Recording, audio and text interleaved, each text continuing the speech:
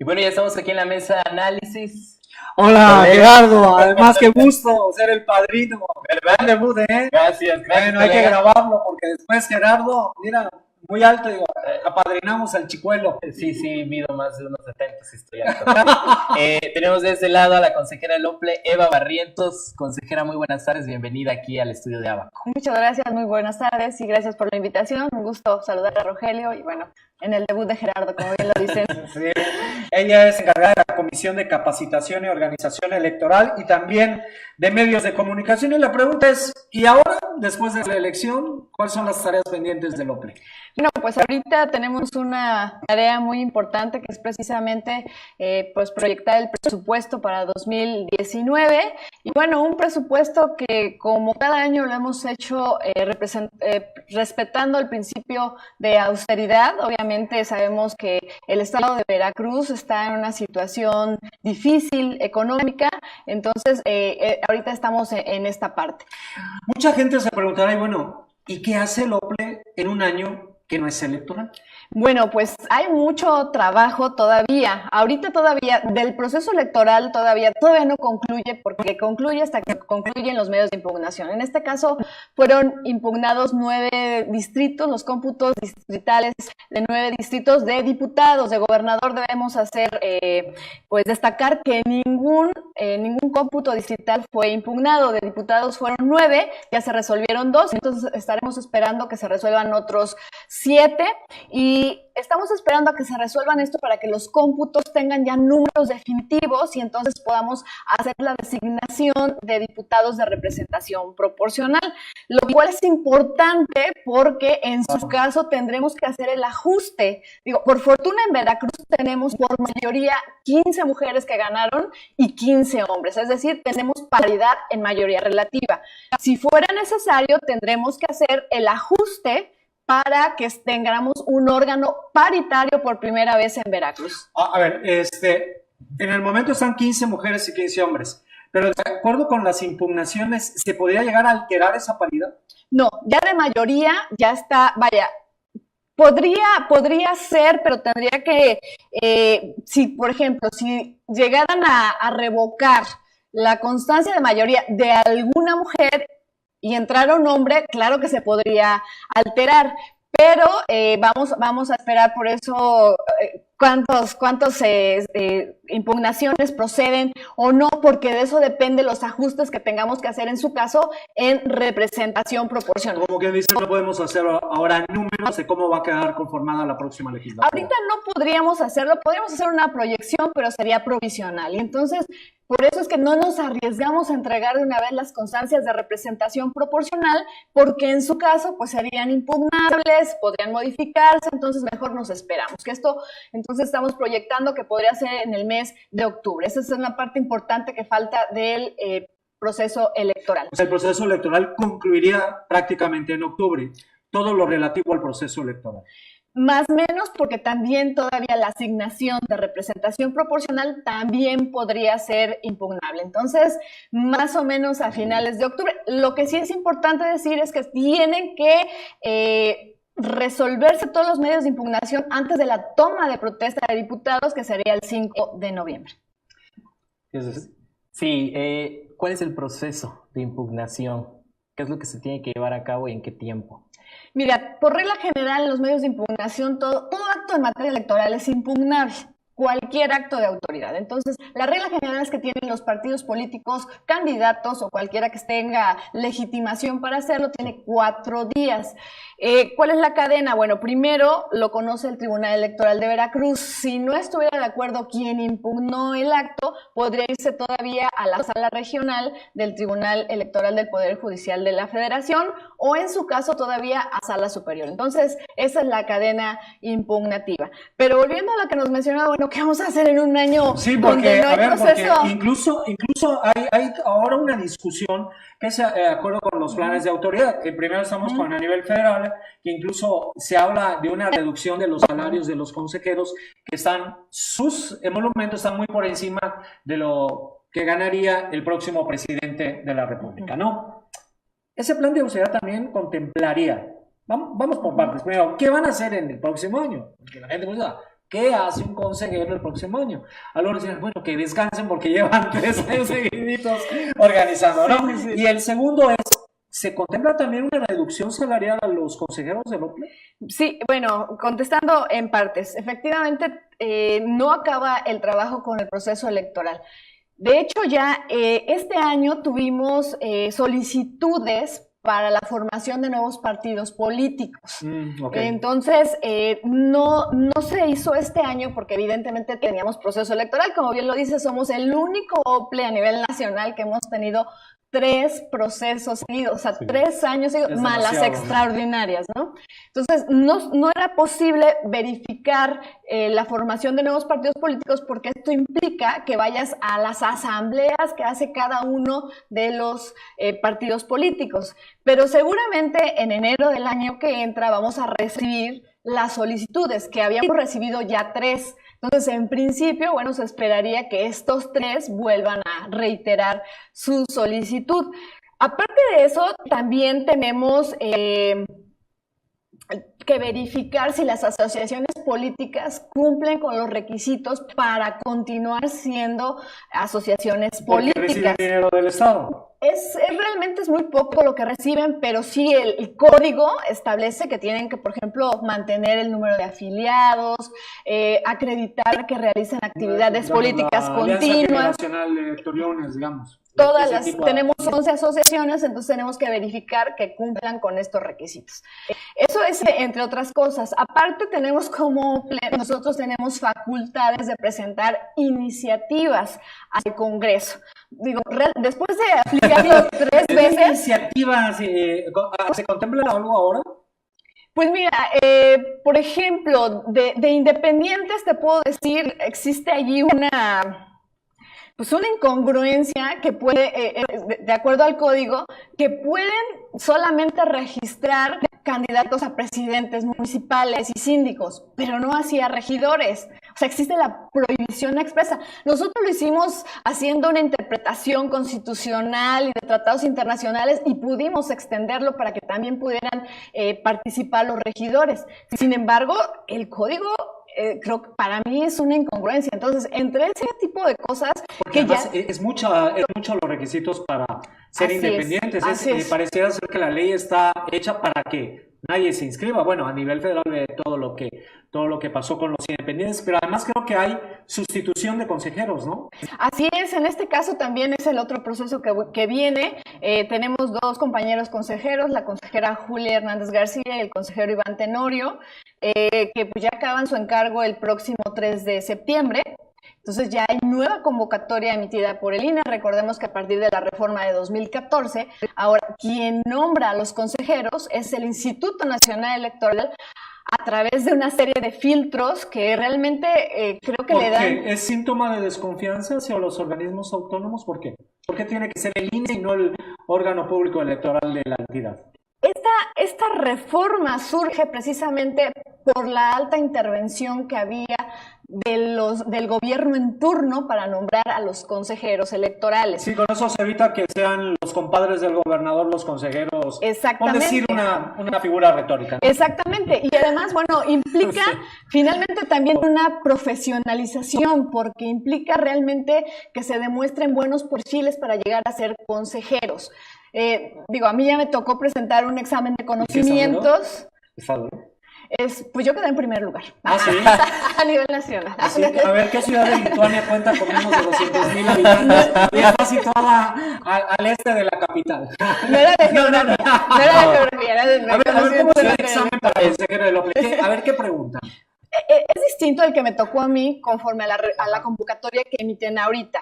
En el primero sí era sobre todo conocimientos en materia electoral, en educación cívica. O sea, te tienes que aprender el código. Exactamente, la Ley General de Medios de Impugnación, la Ley de Transparencia. ¿Tiene que ser un perfil tipo abogado o cualquier perfil? Es cualquier perfil, pero que sí requiere conocimientos de la materia electoral, simplemente. De la materia electoral. O sea, ahora es un poco distinta la convocatoria que emite el Instituto Nacional Electoral porque ya parte pone que el 40% va a ser de conocimientos sobre matemáticas y el 60% sobre materia electoral. Otra cosa que se innova es que ahora va a haber un examen sobre, pues, un test de personalidad para que tengan el perfil necesario para hacer... test de personalidad? Es para saber qué tan mal o qué tan buenos pueden ser los consejeros, ¿no? Psicológicamente. Exactamente, sí, es Test un de test. personalidad. Así es. Y bueno, Interesante después de esto viene... Habrá que hacerlo. ¿Lo pasarías? El de conocimiento, sí. Ese sí, no tengo la menor duda. Se escuchará un poco soberbio. El de matemáticas, quién sabe, y el de personalidad, pues quién sabe. Le comentaba cuando estuve en un grupo televisivo que me dijeron, test de personalidad, y yo le dije, hey, a mí esa... Aquí no. Y le caí también a la de recursos, me dice, no hay problema. Lo hizo por ti. Sí. Lo hizo por ti. Ok, entonces van a hacer ahora un test de personalidad. Así es, posteriormente un ensayo sobre materia electoral. sobre algún tema de materia electoral y finalmente los que pasen ese filtro ya entonces tendrán una entrevista con los consejeros del Instituto Nacional Electoral. Pero es bien importante esto que decías, si era necesario un abogado, no es necesario. Y también es importante destacar que nosotros hemos tenido 3 procesos electorales en los cuales, bueno, tenemos ya gente muy profesional que ha trabajado en los consejos distritales y yo ahora que fui a entregarle los reconocimientos a ellos, pues los invitaba, inscríbanse, tienen la experiencia, pueden hacerlo. Que sería lo más dable, ¿no? Claro. Que hubiera un servicio civil de carrera en organizaciones autónomas como el OPLE, ¿no?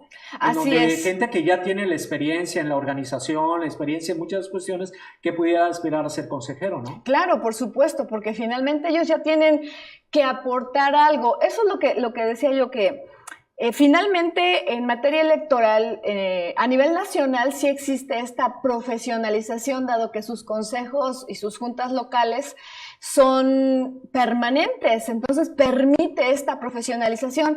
A nivel local no existe esto, sino que cada proceso se tiene que buscar casa para donde se van a instalar, se tiene que sacar la convocatoria para ver quiénes quieren participar, etcétera. Entonces, pues sí pasan años. Es que todavía falta consolidar un proceso de institucionalización de los órganos públicos electorales locales. Yo creo que sí, o sea, toda ley es perfectible. Ajá. Digo, y finalmente creo que esta parte sí se está desperdiciando. Tenemos de verdad gente valiosísima, que, bueno, y la muestra es que ahora el proceso electoral fue el más profesional que hubo, este tercer proceso electoral. ¿Por qué? Porque ya había gente que había participado en los anteriores ¿Todas las metas que se habían electorales. trazado en materia electoral se cumplieron? ¿Como Sí, organismo? como organismo electoral ¿Cuál sería tu cumplieron. autocrítica? ¿En qué parte? ¿Qué fue? ¿El retraso en casillas? ¿Qué sería? Realmente salió bien. ¿Cuál es la crítica todavía que hay? Y que ha sido exigencia en cada proceso electoral. Bueno, que cada proceso electoral es muy caro. Sí, claro. Sí. ¿No? Pero finalmente, a como está ahorita establecido y legislado el proceso electoral, la verdad es que nosotros cumplimos en tiempo y forma. Se instalaron el 100% de las casillas. En nuestro caso de Veracruz no se tomó ningún consejo distrital, hubo recuentos en forma pacífica. Por lo que se adivinaba que podía ser muy complejo, fue bastante sencillo. Fue bastante sencillo. Digo, ¿cuál es a revisar? Pues que no sean tan caros los procesos electorales, realmente. Hay algunos que están pugnando que tienen muchos años por el voto electrónico, bueno, pero ¿no? También hay una cuestión, se prevé que haya una reducción de las partidas a las prerrogativas de los partidos. Esto también se aplicará a nivel local. ¿Y cuáles, antes que se olvide, cuáles partidos perdieron registro a nivel local? A nivel local no tenemos partidos políticos locales, entonces no es posible que pierdan registros. Recordemos que en el proceso electoral pasado sí perdieron el registro AVE y Cardenista, que eran los únicos partidos locales. Ahora solo hay nacionales. Entonces, bueno, de acuerdo al Instituto Nacional Electoral, son dos los que perdieron el registro, ¿no? Entonces, es Nueva Alianza y es Encuentro Social. ¿Qué anda haciendo ahí? Maniobrillas de última hora, a ver, que le quiten los votos al Bronco, y en una cuestión de tipo legal bastante complicada, pero bueno. Claro, lo único que procede al 3%. A nivel local es que los partidos que no hubieran alcanzado el 3% en la elección de diputados no tendrán prerrogativas ordinarias, o sea, para gastos corrientes. No, o sea, de acuerdo a precedentes de sala superior, en este caso los partidos políticos que no alcanzan el 3%, lo único que tienen derecho es a gastos para campaña, pero como ahorita no va a haber proceso, pues no tendrían derecho. Entonces no tendrían ni para los lápices, ni para las gomas, exactamente, ni para andar retando oficinas. Exactamente. Ahora bien, consejera, usted también es de medios. ¿Cómo están los medios? ¿Se le sigue debiendo a medios? ¿Ya no se le debe a medios por parte del organismo? ¿Cómo está la jugada? Bueno, nosotros, obviamente, pues lo que hacemos como institución es monitorear lo que los medios de comunicación publican en cuestión de propaganda. Aquí nosotros, este año, el Instituto Nacional Electoral estableció que nosotros debíamos de coadyuvar con el monitoreo con ellos, darles el informe de que ese monitoreo para efectos de fiscalización. Es decir, porque si se encuentra demasiada propaganda y eso excede el tope de gastos de campaña, bueno, pues podría dar en su caso a una ¿Cómo le fue a los nulidad. partidos aquí? ¿Cómo estuvo el monitoreo de medios? ¿Qué conclusiones hay? Pues mira, la verdad es que tenemos algunas clasificaciones. Por ejemplo, te puedo destacar la de género, en donde, bueno, se establece que para género solo el 8% fue para candidatas. La mayoría fue no hicieron caso a las mujeres. Propaganda para hombres. Así es, digo, todavía sigue esa discriminación en medios. Bueno, lo que pasa es que también un proceso electoral donde lo nacional pesó mucho, ¿no? Sí, claro, pero bueno. Pero a nivel local, ¿va a haber alguna, no sé, en contra de los medios que hicieron eso? ¿Se tiene alguna cláusula o algo para...? ¿Hay equidad? ¿Dieron equidad en la cobertura a nivel local? ¿Todavía hay déficit? Todavía hay déficit, todavía no se logra esta equidad completa. Nosotros no tenemos facultades más que la de monitorear y pasarle esta información al Instituto Nacional Electoral, y el Instituto Nacional Electoral será el que determine sobre todo para efectos de fiscalización.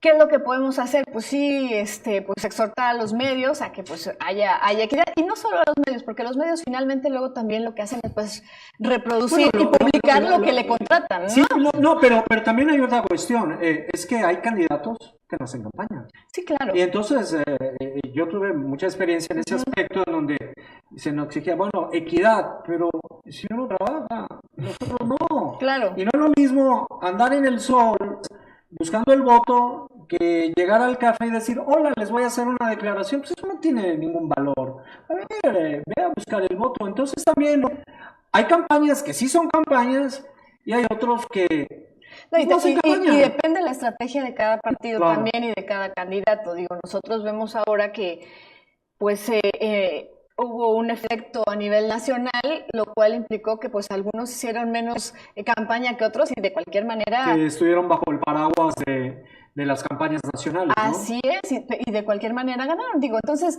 por eso no hay alguna sanción, como decías, para el efecto de si algún medio hizo. No, nosotros solo monitoreamos y lo enviamos al Instituto Nacional Electoral.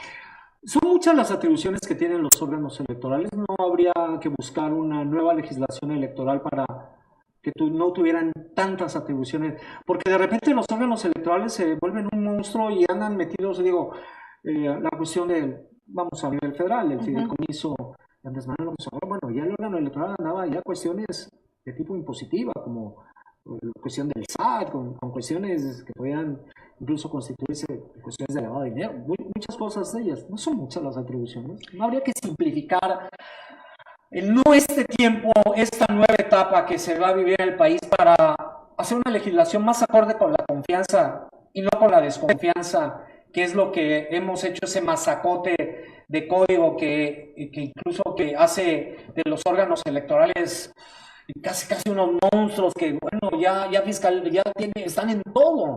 ¿No habría que hacerlo más sencillo? Mira, después de cada elección presidencial, evidentemente hay una gran reforma electoral. Precisamente este masacote y todas estas atribuciones, claro, han sido, yo miré antes, desde la elección del 88, donde se generó muchísima desconfianza. Sí, claro. Entonces, desde allí se han venido implementando y cada vez más medidas de seguridad. lo cual implica dinero. Y más candados, candados y más facultades y más atribuciones. Pero también hay cada vez más cerrajeros más hábiles. Entonces, o sea, finalmente esto, lo que tenemos ahorita es resultado, como bien lo dices, de esa desconfianza. Habría que ver si no hay que replantearse, porque finalmente ahorita en este proceso electoral, tanto a nivel nacional como a nivel local, se ha demostrado que el voto ciudadano se respeta. Ahí hay una sabiduría popular, ¿no? Claro. La alternancia, hace 2 años Veracruz votó por un cambio. A la gente de Veracruz no sintió que hubo cambio, pues hubo otro cambio. Entonces hay una cuestión, pero porque también hay cuestiones que están ahí, el dinero negro de campañas, ¿no? Las cuestiones de financiamiento irregular que todavía subsisten a pesar de candados, más candados, más candados. ¿Cómo hacer? Esa es la gran pregunta, ¿no? Pues ahí entraría una iniciativa, ¿no? Para cambiar este proceso electoral, aparte del costo. Lo que pasa es el costo, por ejemplo, la estructura, ¿no? Lo decían lo del voto electrónico. Digo que sería fantástico, ¿no? Que ese sería el cambio hacia la confianza. O sea, finalmente, ahorita se necesita el papel porque no hay la confianza, porque hay todavía tantos juegos sucios, como bien lo dice, que todavía existe. Ay, si es voto electrónico, y si hackean, y si cambian el resultado. ¿Sería viable? Para usted, por ejemplo, sería... en condiciones. Vamos a ver con la cuestión del desarrollo del Estado. ¿Sería viable voto electrónico en Veracruz? ¿Hay las condiciones? Yo creo que se necesita generar todavía más confianza. Y ese es otro trabajo que se necesita todavía generar en el OPLE. Y bueno, hacer los trabajos necesarios, los análisis correspondientes. Creo que en Veracruz ya hemos tenido 2 alternancias donde se ha demostrado que no hay injerencia. Y en las principales ciudades del Estado también ha habido alternancia. Saludable. En los municipios ha habido alternancia. Entonces, podríamos ir analizando, ir hacia allá. Y bueno, yo lo que siempre digo cuando doy clases con mis alumnos es que finalmente a veces el problema no es tanto el diseño de las leyes. Digo, si ponemos, por ejemplo, voto electrónico, el problema luego es la implementación. O sea, lo que hay que erradicar es la corrupción. O sea, finalmente que las personas que van a implementar, que van a aplicar las leyes, las apliquen en serio, con ética, con responsabilidad.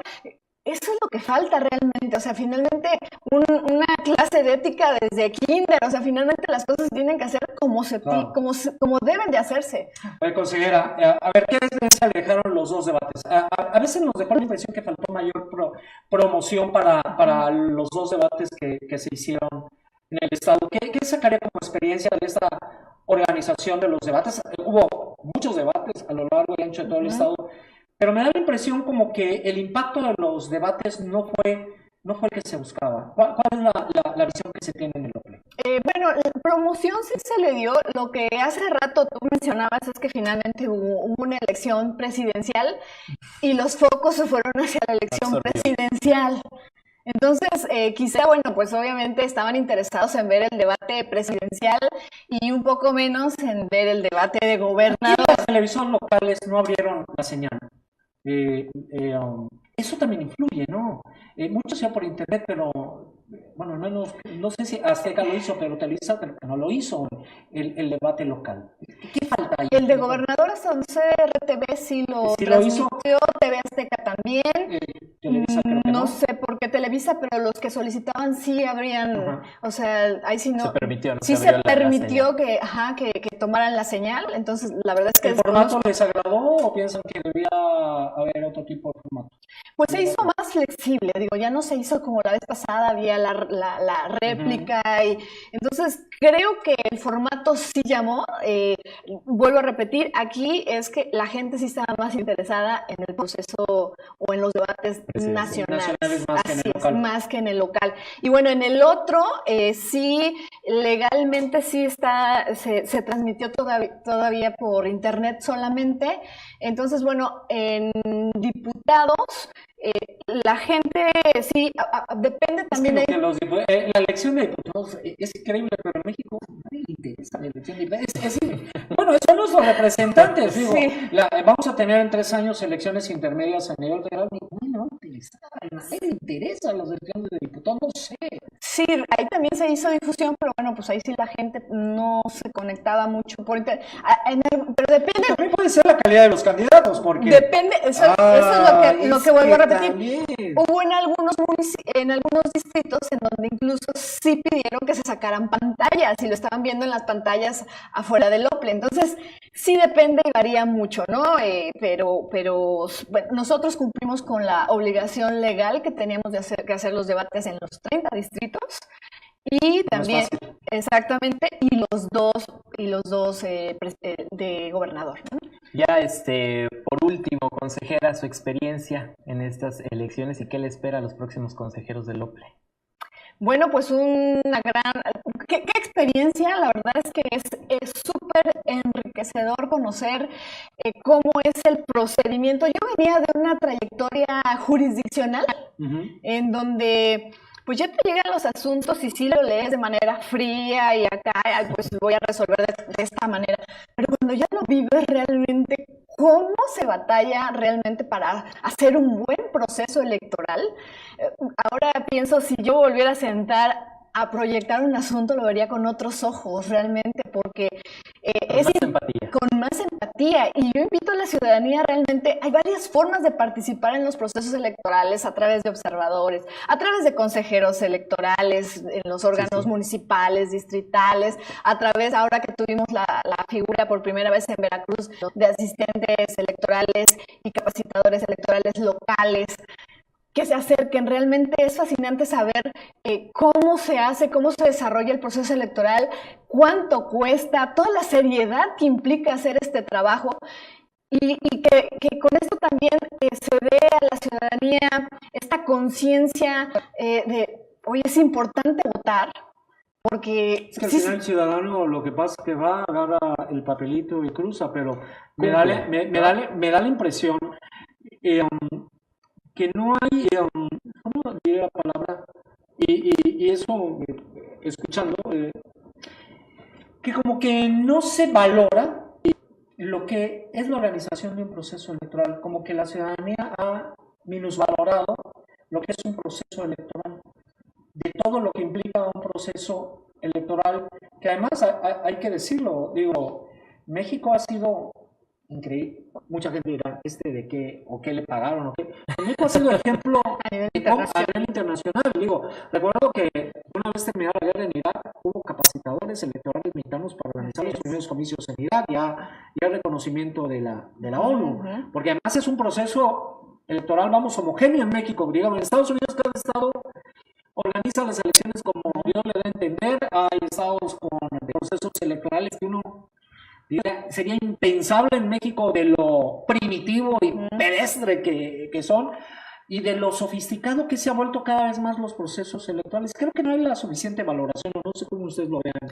Sí, pero yo creo que esto es consecuencia del desconocimiento. Nosotros desde que llegamos al OPLE hemos tratado de ser muy transparentes y estar comunicando, se está haciendo esto, se está haciendo el otro. Antes creo que no se hacía, y entonces sí es importante que la gente sepa cada etapa y sobre todo el costo, porque finalmente el costo pues es de todos nosotros, y claro, que no ejerzas ese derecho realmente, y además, bueno, si ejerces ese derecho no termina con el derecho de votar, sino si ejerces el derecho, después tienes también el derecho de pedir cuentas. O sea, yo te elegí y no estás cumpliendo lo que prometiste en participación. ¿Cuánto quedó siempre el final? En Veracruz tuvimos arriba del 65% de participación ciudadana. Fue una participación excelente.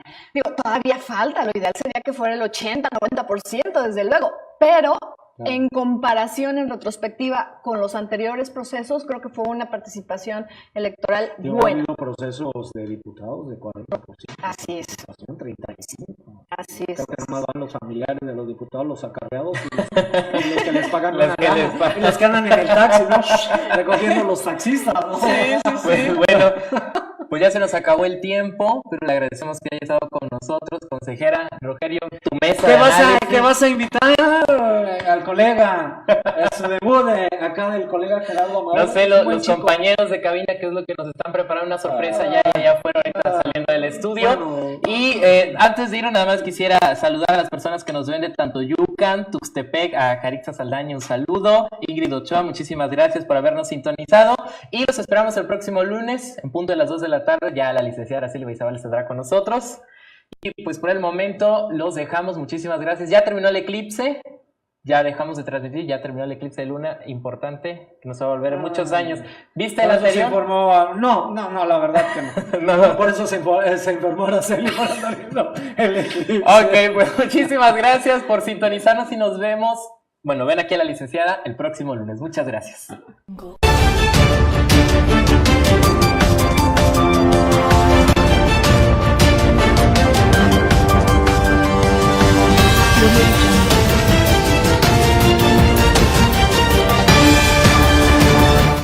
Araceli Baizabal Noticias. De lunes a viernes, 2 de la tarde. AraceliBaizabal.tv y Araceli Baizabal Andrade, Facebook.